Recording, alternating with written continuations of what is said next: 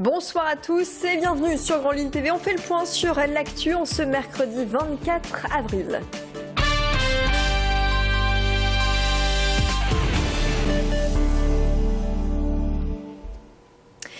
Et au lendemain de l'adoption définitive du mariage entre homosexuels, certains surfent déjà sur cette vague. Un changement dans la Constitution française qui donne des idées aux communicants. Les premiers mariages entre personnes du même sexe seront célébrés début juin.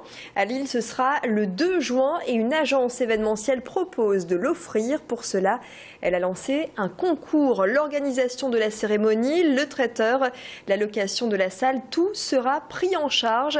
Un coup de pouce pour les futurs mariés et bien sûr un coup de pub tout de même pour les instigateurs de ce concours. On a déjà des mails retours de personnes qui postulent, donc ils me demandent un peu des informations, donc là c'est vrai que c'est un peu tout frais, donc on va mettre ça en place. Mais l'idée c'est de trouver vraiment le premier mariage sur l'île et à celui-là on lui offre l'organisation. C'est vraiment un débrief total avec le couple pour bien comprendre vraiment leurs attentes, ce qu'ils veulent faire et ce qu'ils ont envie comme type de mariage. Donc après c'est la recherche du lieu, c'est la personnalisation de l'ensemble des éléments, la recherche avec le traiteur, les testings, la soirée, le concept de soirée, la déco, etc. etc. Cet appel à témoins à présent, la police cherche à en savoir plus sur l'accident qui a coûté la vie samedi à un cyclomotoriste. Samedi matin, donc très précisément vers 6 h à l'entrée de la rue Gabriel Péry à Marc-en-Barœul. Le corps de la victime âgée de 37 ans a été retrouvé gisant à plusieurs mètres de son scooter. Les enquêteurs cherchent à comprendre ce qui s'est passé et si d'autres véhicules sont impliqués dans la collision. Si vous avez des éléments d'information, n'hésitez pas à appeler le 03 62 59 83 81. Gros plan sur un problème d'insalubrité dans l'un des plus vieux quartiers de Lille, direction Oisem et les environs de la rue Jules Guesde, où les ordures sont déposées n'importe où et n'importe quand. Des actes malveillants dénoncés par les riverains et par les commerçants. Tous réclament des caméras de vidéosurveillance et une présence plus accrue de la police pour empêcher ces mauvaises pratiques. D'autant plus que c'est un problème qui dure depuis plusieurs années et qui s'empire. Reportage Adélaïde Bollard. Alors ça, c'est tous les jours, plus ou moins, mais il y en a tous les jours. Et ça fait des années que ça dure. Rue Jules Guesde, dans le quartier Oisem de Lille, les ordures s'amoncellent. Et les professionnels de cette rue très commerçante sont les premiers accusés. Plutôt que d'aller porter à la déchetterie, parce qu'ils ont tous des voitures, ou de prendre un contrat, mettre dehors tous les jours. Ce qui fait qu'on a des dépôts permanents. On en a marre, oui, bien sûr. On est plus que saturé là.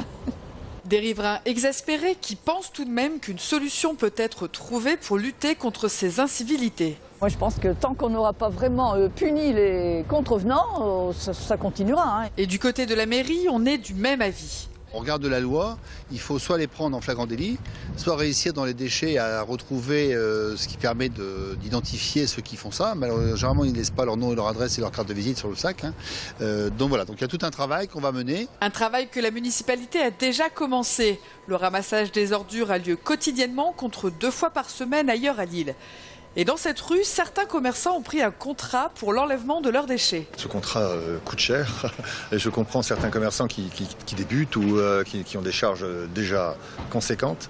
Je les comprends tout à fait. Ils ne veulent pas le mettre à un prix exorbitant pour collecter leurs déchets, s'ils n'en ont pas beaucoup. C'est pour ça que la concertation est importante. Une concertation importante pour tous, pour que l'image du quartier soit également nettoyée.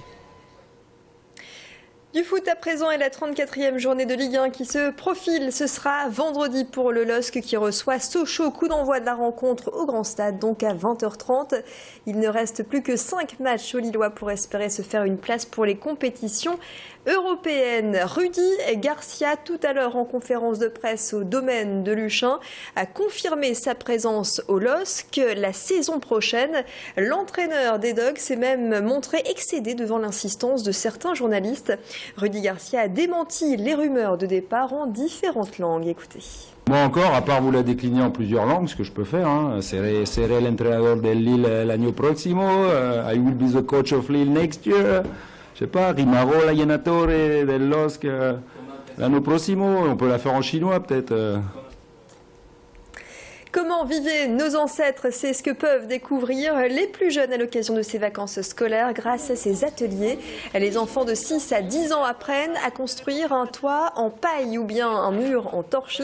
À Villeneuve-d'Ascq, le parc Asnapio revisite les techniques de construction de la préhistoire. 6 hectares pour voyager de la période paléolithique jusqu'au carolingien. Au XIIe siècle, fouilles, poterie et bientôt tissage. Les ateliers sont variés dans ce parc pédagogique. J'ai appris comment on fait une maison préhistorique. J'ai posé de la paille, avec de la corde j'ai fait des nœuds et les nœuds on les a serrés. On a souvent la théorie à l'école, dans les livres, et là au niveau de la pratique, je trouve ça vraiment très très bien fait et très pédagogique. Voilà, en même temps ludique, donc il y a tout, c'est formidable.